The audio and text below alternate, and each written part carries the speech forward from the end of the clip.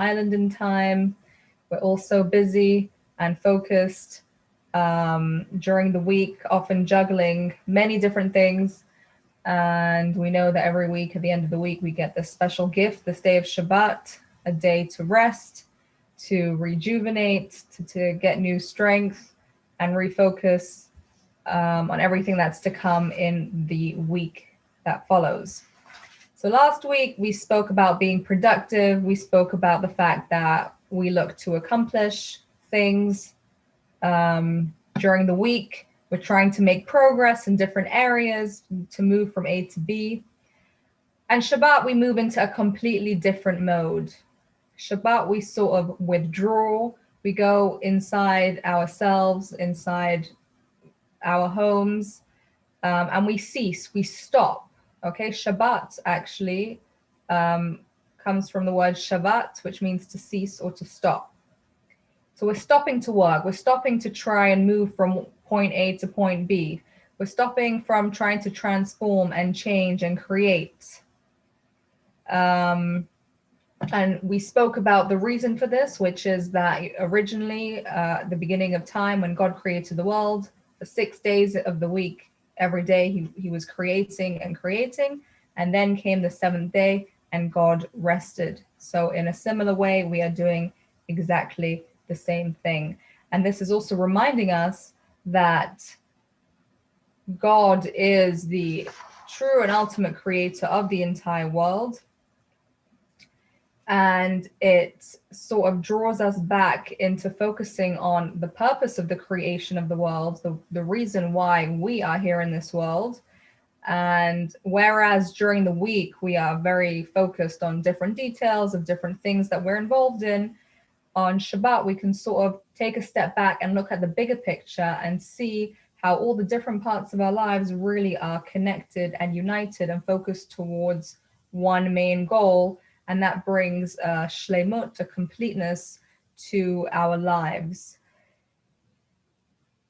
So we spoke a lot about the fact that during the week is working time, productive time, and on Shabbat we stop working. And I feel like we need to stop for a chunk of time, which we're going to do tonight, and actually talk about what is work. What are we stopping from? People work in different fields. Some people don't officially work, but are still involved in work during the week. So what is it exactly that God is asking us to stop doing on the Shabbat? And more importantly, what does this help us understand about the deeper meaning of Shabbat? Because obviously there's the technical behaviors and observances that we are supposed to do or not do on Shabbat, but there is a reason and a meaning behind it. There's beauty there. It's supposed to bring us into a certain way of thinking, into a certain focus, into a certain mode. So what is that? And also the other side of the same coin, which is that we know that there are many things that we are not supposed to be doing on Shabbat, right? Stopping to work, we're going to develop that a bit more.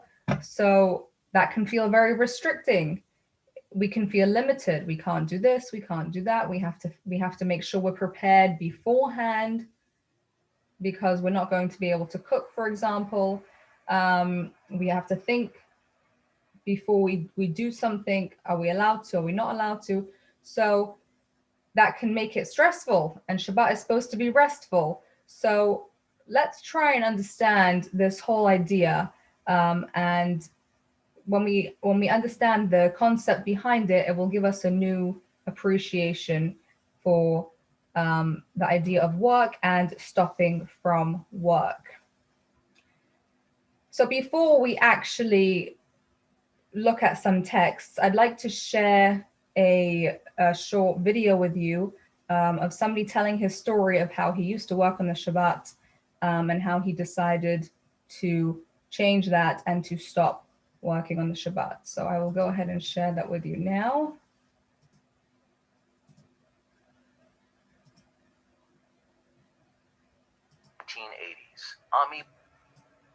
In the late 1980s, 1980s, Ami Paikovsky was becoming more observant of Judaism. He was the proprietor of a large clothing store in downtown Los Angeles. Are you able to see the subtitles? Just give me a thumbs up. Yes? Okay. I really seriously was seeing myself like, I really want to close the store on Shabbos. I don't want to work on Shabbos. But it was difficult to think like this because most of the business you're doing on Shabbos.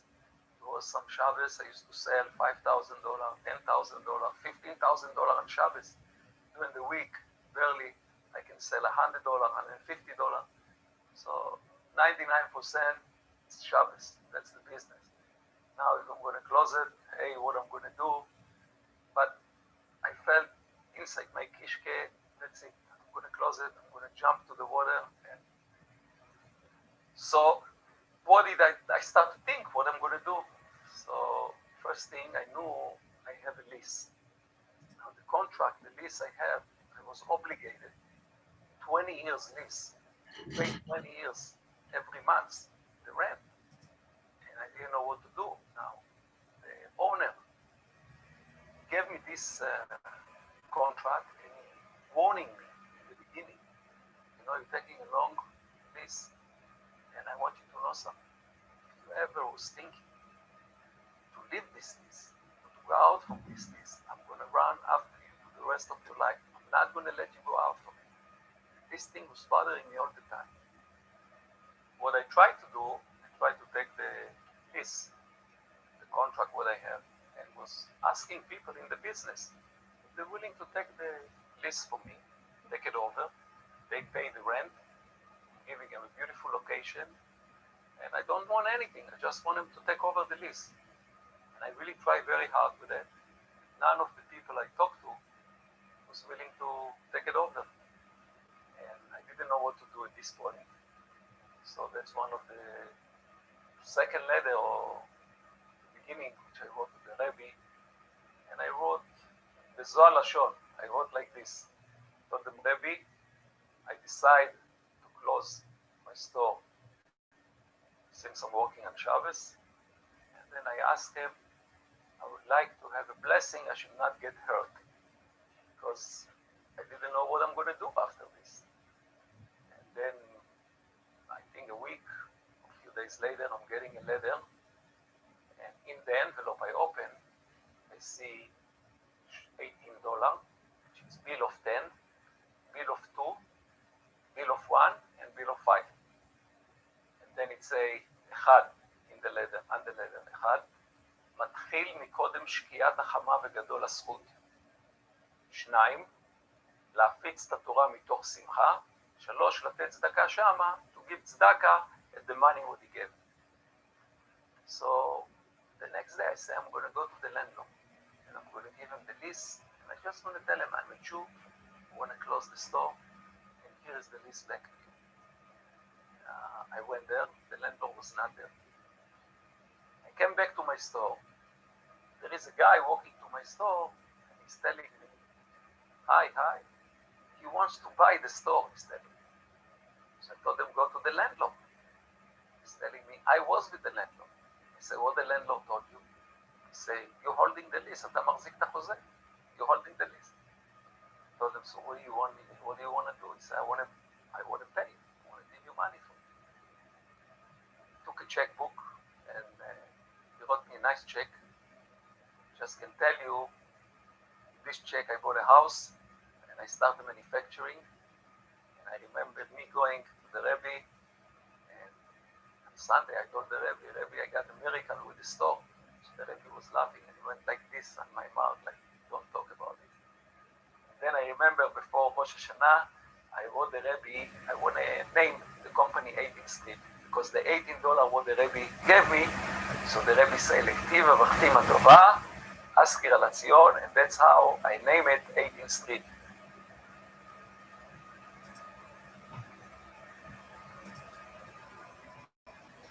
Okay, so there we have a beautiful story of an individual who was really determined that he wanted to stop working on Shabbat, which meant that he would have to give up his contract, and he had no idea how he was going to do that after the landlord warned him.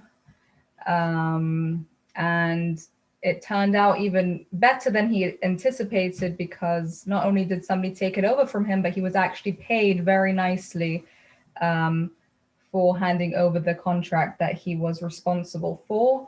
And he went on to find a different way of working, and in a way that he could keep Shabbat, and he was successful.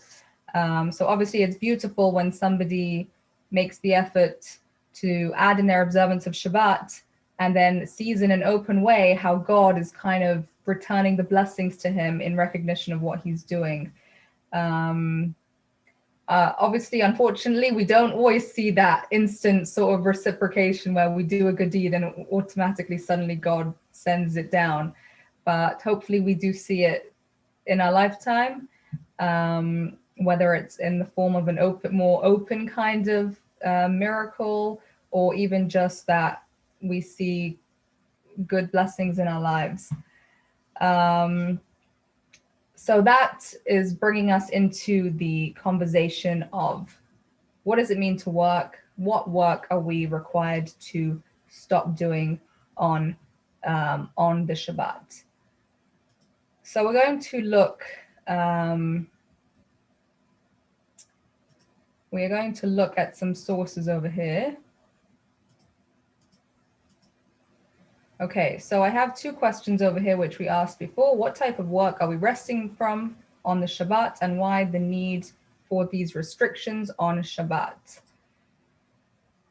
So we looked at the fourth commandment last week, but we're going to look at it in a bit more detail, because I'm going to compare it, the two times that it's written in the Torah. One time when God actually gave the 10 commandments to the Jewish people, and a second time when Moses was reviewing the 10 commandments much later, before the end of his life, with the Jewish people. So if we look at the first time when God actually gave the 10 commandments, we have over here under Exodus, Zachor Yom HaShabbat lekadsho. Okay, remember the Sabbath day to sanctify it. And then we're skipping a few verses. For in 6 days the Lord. Oh, I'm sorry, it didn't save. Okay. I wanted to quote a different part of the verse, not this part of the verse, but I'll continue in a moment. Okay, so for in 6 days the Lord made the heaven and the earth, the sea, and all that is in them, and he rested on the seventh day. Therefore the Lord blessed the Sabbath day and sanctified it. And then it goes on to say that Kisheshet Yamim Asa Hashem, in 6 days God made the world, and on the seventh day he rested and he sanctified that day. So the reasoning or the explanation given that God gives in the 10 commandments for commanding us to keep the Shabbat is because he created the world in 6 days and he rested on the seventh. Now let's move on to Deuteronomy, which is the last book of the 5 books of Moses. So again, the beginning is very similar. It's not exactly the same. As you can see, I bolded the first word, because instead of saying Zachor, which means remember, God says Shamor, keep. Okay, so keep the Sabbath day to sanctify it, as the Lord your God commanded you. 6 days you may work and perform all your labor. Now let's move on to the continuation. It doesn't speak about creation, but it speaks about something else. And you shall remember that you were a slave in the land of Egypt, and that the Lord your God took you out from there with a strong hand and with an outstretched arm. Therefore, the Lord your God commanded you to observe the Sabbath day. So in this rendition of the 10 commandments, when it speaks about keeping Shabbat, it's saying that we should be remembering our slavery in Egypt, that God took us out of Egypt, and that is why we received the command to keep the Shabbat. So we spoke about the meaning of remembering God as the creator of the world last week, which relates to the reason brought in the first rendition of the 10 commandments. Today we're going to focus a little more on this reasoning brought in the second time the commandments are discussed in the Torah. So we're going to look at two different terms that are used in the Hebrew language for work. Okay, so on the left side we have avodah, and on the right side we have melacha. Now you can see the illustrations over here. Avodah relates to the word eved, which means a slave, and it connotes and it makes you think of hard, difficult, harsh manual labor. And specifically, if we think about Egypt and the slavery that they had to go through, the work that they did in Egypt is described as avodat perech. Avodat perech is crushing labor, and the way that the commentaries and the Medrash describes the work that the Jewish people had to do, what was so difficult and crushing about the labor? So one of the explanations is that it was allocated inappropriately. Specifically, the Egyptians, they gave work that men are more suited to, they gave that to women, and the work that women are more suited to, they gave to men. And within, they weren't looking at who's most skilled at whatever it is that, whatever the work is, they were just trying to make it extremely crushing and difficult for the slave to be able to do his or her task. Another thing that they would do is that they would give pointless work for the Jewish people to do, just to demean them, just to beat them down and crush them. They would make a slave stand for hours holding a jug of water or a candle above his or her head for an entire day from morning to night, for example. So really, it wasn't about what the slaves were supposed to accomplish. It was just about oppressing them and beating them and demoralizing them and causing them to suffer in a very painful way. Then we have the word melacha. Okay, melacha, that word is used to describe all the different categories of work that we are forbidden to do on Shabbat. Now, let me give you an example. According to Jewish law, I'm not allowed to carry a piece of paper from inside my home outside to the outdoors, to the public domain. Now, obviously, that's not hard work in the slightest. Okay, it's very easy. Take a piece of paper and walk outside the door with it. Inside my home, if I would want to carry a very heavy chair from one room to the next, that is much more difficult, but that is completely allowed according to Jewish law.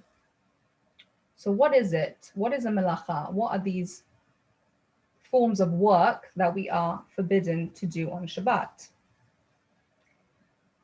So if you look into the Torah, the source for all the types of work, how do we know what it is that we're allowed to do and what it is that we're not allowed to do? It's based on all the different types of work that needed to be done in order to build the Mishkan, the tabernacle, the temporary temple that preceded the permanent temple, which was first built by the Jews in the desert. So if they needed to skin an animal to get the wool. So we're not allowed to skin animals on Shabbat, for example. Okay, they had to dye the wool. They had to sew the curtains. They had to chop wood and to create beams. Whatever, all the different things. It's divided into 39 different categories. And just to clarify, it's not only the work that directly had to take place in the actual building, but even work that was to prepare for it. So for example, in the temple and in the Mishkan, there was showbread that was baked every week. So to bake bread, you need wheat. In order to have wheat, you need to plow the field, you need to sow the seeds. So plowing and sowing are types of work that are not permitted on Shabbat. The way we define melacha is intentional, purposeful actions. something that is done in order to produce or create or for a specific kind of purpose. So sometimes that's something that is more physically difficult, right? Like plowing a field. Sometimes it's very simple, you know, it could just be striking a match. It's not necessarily how physically hard the work is, but it's the intention behind it and whether it's purposeful and producing, accomplishing, and creating something. So this is called malachet machshevet. Okay, malachet is from the word malacha. Machshevet is from machshava, which means thought. It's intentional and it's purposeful. So, for example, to cut plants on Shabbat is not allowed, right? But if somebody's walking across a field, possibly when they're walking, their shoes might cause some of the grass to become detached from the ground. Now, because that's not the intention, you're not trying to remove the grass from the ground while you're walking through the field, there's absolutely no problem to walk through that field on Shabbat. If you came to the field with an implement to cut down the plants or the grains, then obviously that would be forbidden. So here we clearly see how the intention of what you're doing affects whether it's considered a type of work that we're allowed to do or that we are not allowed to do. So that's referred to as melacha. If you like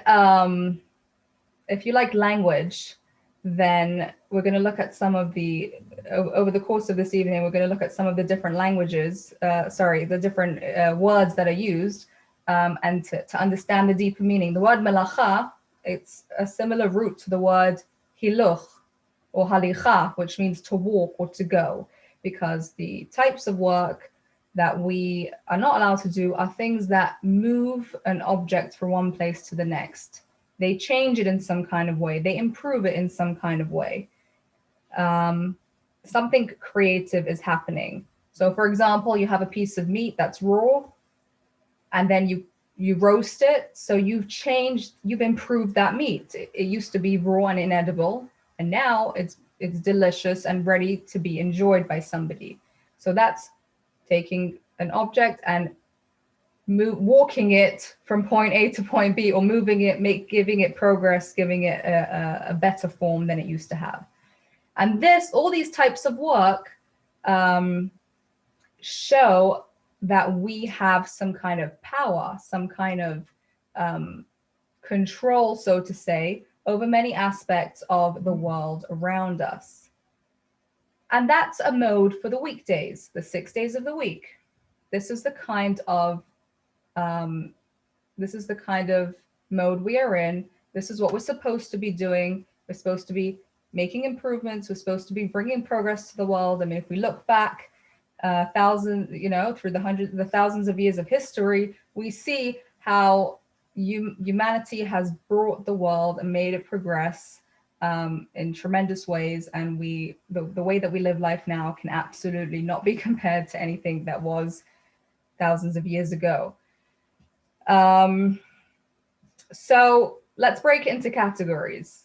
With physical strength, physical movement, that is something that we share with the animal world, right? Animals also, they run, they move, they do all sorts of things with their bodies. Being creative and being able to transform things and produce new things in the world, that is a human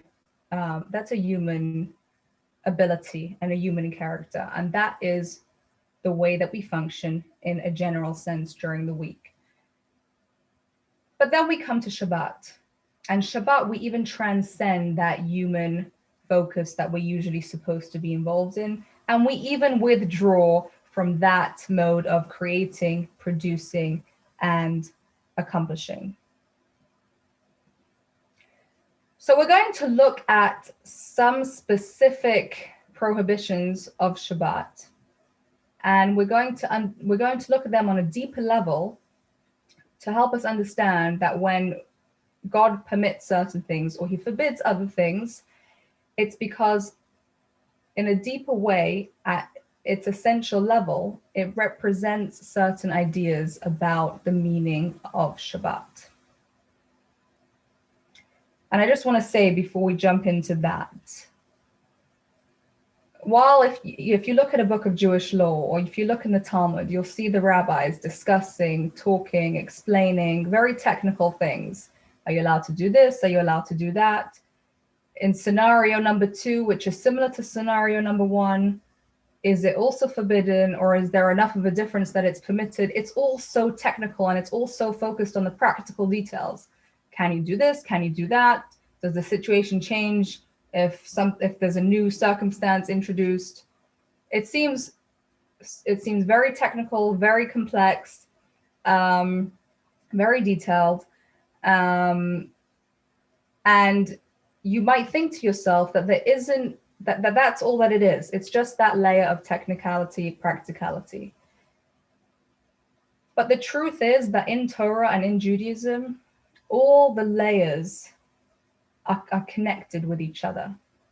The outermost physical, practical action that we do or that we are commanded to do is an expression of something very, very, very deep that's laying below the surface that might not be obvious at first glance, but once you study a little bit and you delve behind the scenes a bit more, you understand what's behind it and you realize what it's really expressing. And in Judaism, we don't just talk ideas. Of course, we talk many ideas. There's books and pages and hundreds of thousands of words talking many ideas and concepts and different types of philosophy. But in Judaism, the ideas and the thoughts always need to sort of prove themselves in action as well, right? You can talk about changing the world, you can talk about being nice to others, being tolerant, but where does it matter? When you're faced with a situation, are you actually tolerant, or do you get frustrated? So it's that kind of thing with Judaism. So I mentioned right at the beginning how we are not supposed to carry from a private domain to a public domain. Also, to bring something in from a public domain to a private domain, and outside to carry outside in the public domain. Okay, now obviously if you have a yard which is enclosed with a fence, it's outside, it's still considered a private domain. You're allowed to carry there. So it's not specifically inside or outside. It depends on the specific location. But there is an idea in Jewish law. There's actually an entire tractate of the Talmud, which is titled by this name, which is called Eruv. Okay, an Eruv, you may have heard of this, you may not have, is a way to enable people to carry outside in the public domain. This might sound a bit complex, but stay with me. It's not that long, and there's a beautiful idea behind it. So first of all, let me just explain to you what an Eruv actually is. So it's a very, very complex set of laws, and it has a lot of different applications. But in the simplest sense, an Eruv is taking poles or wooden sticks and setting them at certain intervals from each other. You have to make a measurement from one to the other, and then putting a string at the top. This is the most primitive way an Eruv would be made. Putting a string from one to the next and enclosing a certain area, a city, a neighborhood, and that enables that transforms that city or neighborhood into a private domain for all the residents of that city, and then you would be allowed to carry outside the private domain, the Reshut HaYachid, into the Reshut HaRabim. You would be able to carry, that would be allowed. Now there's another piece to this law, which is that in order for the Eruv to be valid, there needs to be a meal in a specific location that is available for everyone who lives within the Eruv. Why is that? Because you need to sort of designate this area as everybody's collective home. And what indicates a home, a place to come back to and relax, when you can come back and you can have a meal. So usually it'll be the rabbi of the city who will have a specific, it's usually like a matzah or something like that, because that has a long shelf life. It's a designated meal for the Eruv that is allowed, everybody's allowed to have, take from that. And that is what sort of finalizes that Eruv into a private domain of everybody together. Now, again, we're going to look at the word Eruv and look at its meaning. The word Eruv means to be mixed together, to be mingled together. That's what the word means. And if the Eruv is made and it's 1,000% following Jewish law and there is a meal prepared, but the person who's made the Eruv says, everybody's allowed access to this meal except for family X, the entire Eruv is considered invalid for everybody. Why? Because the premise of the Eruv is that we're all collectively in one big private domain. And as soon as you take somebody out of that, you're invalidating that private domain. And this is a very powerful example of the idea of Eruvin, which is to be usually translated as being responsible for one another. There's a saying, Kol Yisrael Arevin Zeh Lazeh. All Jews are responsible for each other, but it means more than being responsible for each other. We are really all one. We are really all united. And for that to be a true Eruv, everybody is part of it. Everybody is joined. Everybody is one. So again, it's not enough to talk about unity. It's not enough to talk about inclusiveness and inviting everyone into the circle, whether we think alike or not. But in actual practice, we have the way the Jewish law is written down is in a way where there has to be unity. There has to be this collective shared domain, and nobody is allowed to be excluded. So obviously that's a beautiful idea, showing the importance and the significance and how we have to act on being united with everybody together. But we're going to go a step deeper. And we're going to see how this unity can be applied to the world as a whole. So we're going to take this commandment and we're going to sort of use it as an analogy, because this is really the deeper meaning behind it. When we look at the world and when we are within the world during the week, doing our work, interacting with our families, our friends, taking care of our responsibilities, there's so much going on. There's so much information. There's controversies. There's issues. And the world looks like public domain. It looks like there is a lot of conflict. There are so many different directions. There are so many different streams of thought. And God is not readily apparent. His presence and his mastery over the world, it's not obvious. It's not visible when we're just going around our day-to-day business. During the week, we're at home, or when we talk about being at home, also within ourselves, we have the values that we are comfortable with. And then we have to go out and interact with people who have values that may differ from ours. And not only might they be different, but they might also directly conflict with ours. Sometimes that's only in ideological sense, right? In the way we think differently, but sometimes it has a practical impact. The fact that you think differently from me about this idea means you're going to behave in a certain way, and that affects me. And maybe it could be harmful to me, or I think it's harmful to me. And we're sort of constantly going between what we know or feel to be right and what we're presented with. And we have to represent our values to others and try and have a positive influence as we are interacting and going about whatever it is that we are doing. So it's back and forth the whole week, every day, multiple times a day. But then what happens on Shabbat? On Shabbat, we stop from all that. We're not interacting with the world like that anymore, right? We're not trying to have an influence in that kind of way. We're going within ourselves.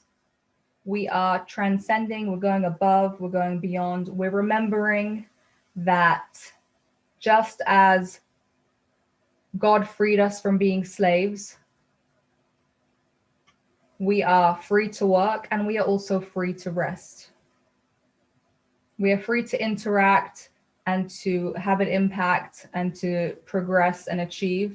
And then on Shabbat, we are free to remove ourselves from that and focus inward. On Shabbat, we go to that place where it's much clearer that there is a creator, there is a power above that is running this world, and that essentially the world is not a public domain. Whatever it may look like and show itself as, truthfully, it is God's private domain. He created it. He allowed whatever it is, whatever's going on in the world to be taking place. He's orchestrating it. We can't, as humans with physical eyes, and very material mostly, coupled with the fact that God has put layers and layers and layers over himself, it's not so easy for us to see that. But on Shabbat, when we enter this different type of mode, we're able to focus on it a lot more. The world itself becomes elevated on Shabbat, and it's easier for us to access this understanding that the world is God's private domain. This means that whatever might be happening and however bewildering it might look, there's a plan. The world is going somewhere, and something is coming at the end of it, which is going to be positive and beneficial. And most importantly, we're going to have a part in that. So every week on Shabbat, when we focus on this particular type of melacha that the Torah says we shouldn't be doing, we are acknowledging, reminding ourselves, the whole world is God's, the whole world is God's private domain. And when we focus on that, that can help us have a different view and a different perspective when we re-enter into the conflict, the duality, the struggle of the week when we go back into it. Let's have a look at a story from the Talmud. I'm going to share my screen again. So we have an exchange over here between a Roman governor by the name of Turnus Rufus. He used to enjoy debating with the great scholar Rabbi Akiva, and there are many interesting conversations and challenges that he put forward to Rabbi Akiva, but here is a specific challenge.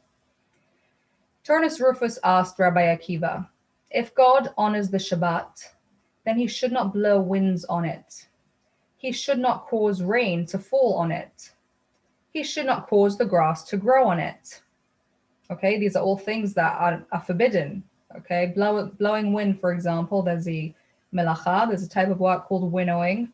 We're not allowed to do that on Shabbat. You use your breath to separate seeds from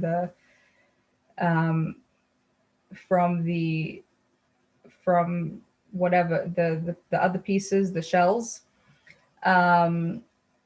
So when God is blowing the wind, it's a similar type of work, and obviously causing rain to fall because the grass is going to grow, etc. Replied Rabbi Akiva, If two people live in one courtyard, unless they both contribute to an Eruv, would they be permitted to carry in the yard? This is a rhetorical question, and it'll be easier for us to understand it now because of the discussion we've just had. If the two people don't both make an Eruv and have something joint for both of them together, they're not allowed to carry in the yard that they share. But if one person lives in a courtyard, he has free reign in the entire yard, right? Because if one person lives there, it's a reshut hayachid, it's a private domain, and therefore he's allowed to carry and come and go as he pleases. The same is true of God, since there is no other authority besides him, since the entire world is his, he has free reign in the entire world. So when we're in a state where we recognize that the world is God's and it's his private domain, then when we go and when that is entirely clear, we don't have to worry that something might look like a conflict. It's from that perspective, from that transcendent and godlier perspective, we're able to see and appreciate how those individual things actually feed right into the general divine plan. So there's no need to worry that we might think that there's a conflict. But when we're in the weekday mode and we're not in that transcendent, focused state, then we do have to be more worried about, how things look contradictory, conflicting. There are so many things that look like they deny God. And of course, we know that the reason for this is that God wants there to be free choice. He values when we choose the right thing. If it would be clear as day what's the right thing and everybody made the right choice, there wouldn't be much value in that. Therefore, God makes it possible for us to stumble, for us to be confused by different ideas. So this is just one particular set of laws which we focused on, but give us a really significant understanding of a deeper look and a deeper perspective on Shabbat, and not only on Shabbat, I think, but on the entire way that we look at our week and what we're trying to accomplish and produce as we go through it.